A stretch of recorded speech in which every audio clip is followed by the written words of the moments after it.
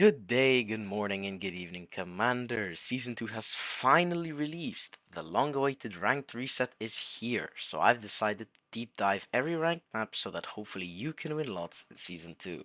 With that, this video is part 2 of analyzing Death Row. In the last video, we covered the better side of Death Row. Now on to the worst one. If you recall from last video, we talked about how, well, blue side here. We talked about, we'll call this the red side. We talked about how the red side here gets all of this buffer for its CV, so it can hide its CV pretty well, whereas we as blue here on the worst side need to put our CV here. We also talked about how red can practically snatch our key position from us by simply placing a stopper on this point and completely cutting our road off. So if you take a look, stopper here, this is 500 range, this is 675. So if we have something coming down this road, it will get killed. So we are at the disadvantage practically the entire game. And we need to win from this position. It's not impossible. You just need to play a bit differently. You need to cause some imbalance, and you need to play a bit unexpectedly. Our attack will be mainly focused on Alpha, and we'll play a bit in Echo as well. There will be some potential play in Echo, but most of our focus is going to be on Alpha. Of course, don't tunnel vision on Alpha and leave all of this open. Obviously, still keep eyes on the entire map and still take opportunities where they present themselves. But in my opinion, or where I force most of the play on Death Row is in Alpha. I force most of the play in Alpha simply because um, if you play it correctly, you're not at that big of a disadvantage. Whereas if you're just gonna attack Charlie, you're gonna get constantly bashed by ATGMs, and you have to play on this open field, open space, all of this. It's very uncomfortable. And also when you're in it, yes, it's easy to hold, but if you take all of it, if you don't take all of it, you're constantly at threat of just being attacked from both sides here. And how are you gonna hold this? You have just one piece of, well, you have three pieces of cover that overlook it, but your enemy gets this entire forest to play on. He'll just kick you out eventually, and he also gets this, and he'll just he's in the better position. Obviously, that's because that's his own back zone. So we're gonna play for Alpha. How are we gonna do that? In the opening phase of the game, you'll usually see me put an FD unit in this building. At least one. At least one. Sometimes I like to stack. I like to put two FD units because if you think about it, if your enemy deploys thinking normally, deploys wide, because most people do. Most people don't like an imbalanced game. If your enemy deploys wide, you'll be the one outnumbering him if you deploy two, and if he deploys one. So if it's 1 on 2, your two will win. Plus, if you back it up with lots of M113s, uh, you're gonna have a good time there, and you're gonna be able to push him out of everywhere. And when we seize these forward positions, we're gonna be in a very, very comfortable position. So let's take a look at how we're gonna do that. So in this situation, obviously KCT Verkeners aren't the best thing to stack here because if you take a look at their machine gun, they only get Uzis, the submachine gun SMG. They only get Uzis. So which have 500-meter range. So we're not gonna be able to fight with these guys. So our KCT Verkeners realistically are only there for stopping enemy FD coming into this building and also for spotting so that we can get these M113s and actually start dealing damage to enemy FD over here. As for this part, it's obviously going to be a bit weird. We talked about how this stopper stops us from reaching this building so that later he can push up. So we need to counter this. Or if you want to be safe. If you know that your opponent will not do this, because I don't see a lot of people deploying here. To be honest, most people play very passive games. Over here, they deploy all the way back here or up here. I haven't seen someone deploy all the way up here. People play passive, so I'm pretty sure you can still get away with deploying up to this building, but if you just want to be that extra smidge safe, deploy a bit further back. It's either you either hug this cover or you hug this cover so that he cannot kill you. So you hug here or you hug here, you spot, and then you bring up M113s and kill him off. And then you can push up if you want to be safe.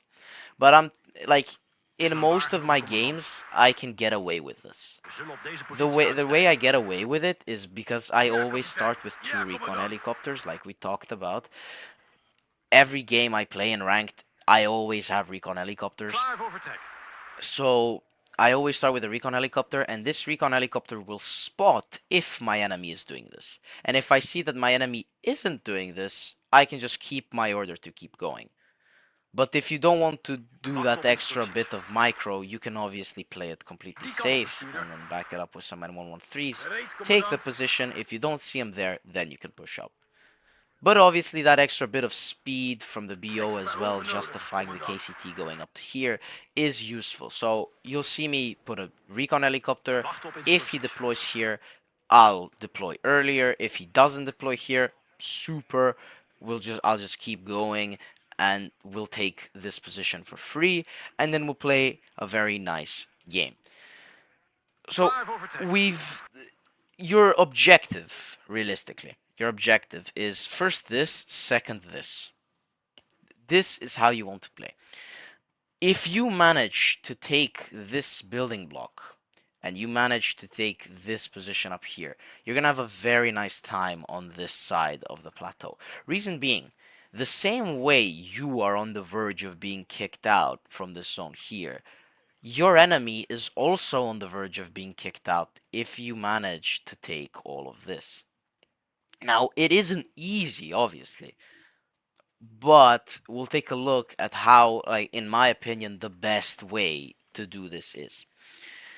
So, we take this position early on. You basically get this. You will get this if you play it correctly, obviously. If you don't play correctly, there's a chance of you losing it, and realistically, if you lose this, it's honestly game over. If your opponent exploits the advantage of having this key position, realistically, your play on alpha is over.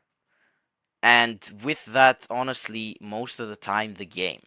Because this is how I win against my opponents on red's side here. I simply take this, and from here, the game, I snowball into just complete domination. So we need to take this position. Absolutely zero exceptions. So you'll see me maybe put like a Genie Vercaner just for that infantry fight from here to here or from here to here, wherever. You'll maybe see me put a Genie Vercaner also for that M113 support. And then you'll see me back it up with tanks. So as for E, generally, you can see that I don't take Leo once here. That is a very controversial topic. A lot of players like to use Leo ones, and there's absolutely no problem with that. However, I just don't. I don't get lucky with them. To be fair, when I use my Leo ones, they're constantly losing against tanks that are basically the same price, even if I'm using them correctly. I just don't like them. I feel that, like, in my opinion, when I use them, they're very unreliable. I find myself a lot luckier when I place down 2A4Cs because they're very solid tanks. 18 and 21, 70 accuracy, and a very, very good stabilizer. Um, so I would put a tank, I would put some auto cannons, I would back it up with cheetahs, and that's basically your deployment for the left. Then the rest of your 320 points you can spend on garrisoning um,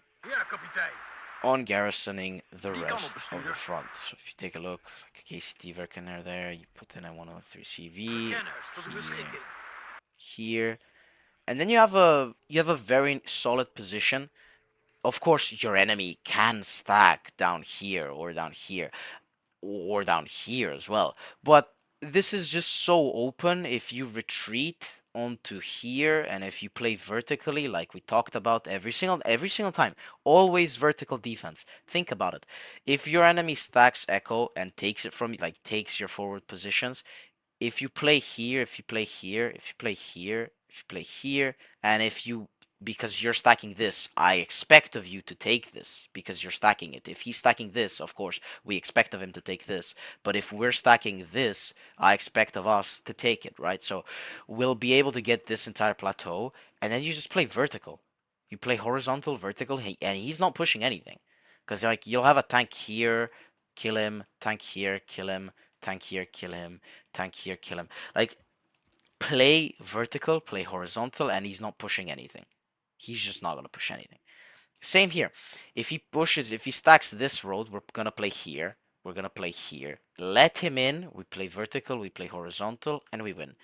If he stacks here, we're going to play around here. We're going to play around here. We're going to play around here. Vertical, horizontal, we win. It's all about playing vertically and horizontally and adding some depth to your play. That's how you defend. That's also how you attack as well. Alright, let's go through the mid game. The mid game, I would expect of you for this to be clear. So, we talked about this last video. This position is very unreliable. Reason being is that, well, for red side, it's unreliable because if you get into it, it's very suicidal. If you pull back from it, you die, you get sniped. If you pull back from this way, you die, you get sniped. So, it's very unreliable. So, red won't use this position. Of course, it can if it wants. High stealth unit there, and it can work. But blue's entire position overlooks it, so it's practically suicidal. Same for blue applies. So for blue, the goal of this building is to just clear it. It's just for it to be clear. You don't want enemy presence there, you don't want your own presence there. Because again, if your own presence is there, the entire enemy position looks over you, and pulling out of it is suicidal. So again, there's a lot of passive positions that offer like the same advantage that this building does, that are just better and less suicidal than this building. So the idea for blue is just to clear this building. It's just to make sure it's empty and that your opponent's not getting any recon off of it, any intel, anything, and to make sure that, I mean, you obviously can use it, but I don't like it. It's a bit suicidal. I'm not gonna use it. Moving on, mid game. We've taken this. This is expected of you. We've taken this. This is also expected of you, and we've cleared this. What we talked about. So now your idea is to push your enemy out of the little hiding spot behind the hill that he has and this forest. How will we do that? We're gonna enact a vertical attack. If we just attack our enemy horizontally, we're gonna suffer. We're gonna suffer a lot. So we need to enact a vertical attack and a horizontal one at the same time. Turn a bit. Your enemy is stacking this forest. We have infantry here, ready to push up at a moment's notice. The way we will justify them pushing up is obviously by having tanks here. Any tank that peeks out will die instantly to the tanks that we have here. If the tanks peek out this way, they cannot shoot the infantry that's advancing like this. So obviously you want to path your infantry using cover and then path them this way like this. This is how you want to play. Again, vertical attack. You see how I've changed my camera so that my horizontal view is in line with the verticality before. So we're playing with tanks here. Our enemy is playing with tanks here. We're gonna win this fight. We also have infantry pushing up, which can also suppress with their AT weapons. So AT weapons overlook this. You're gonna win every tank fight that you take if you're doing it correctly. That's how we justify the infantry pushing up. Now, you also want to, at some point, seize this forest and seize this and seize this and seize this.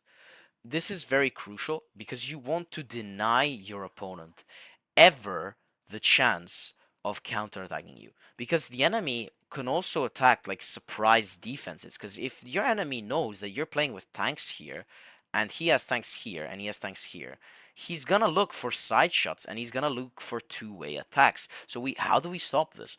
We just deny him the ability of even thinking to push up here in the first place by seizing all of the cover, and as soon as he pushes up, he dies insta to all the AT that's here. That's how you play it. That's like you're gonna stack infantry here, and all of that infantry is gonna be your rear guard. Now, all of this infantry can get countered by enemy tanks. That's why your tanks need to be better, or need to be in a better position, or need to be advantageous in some kind of way.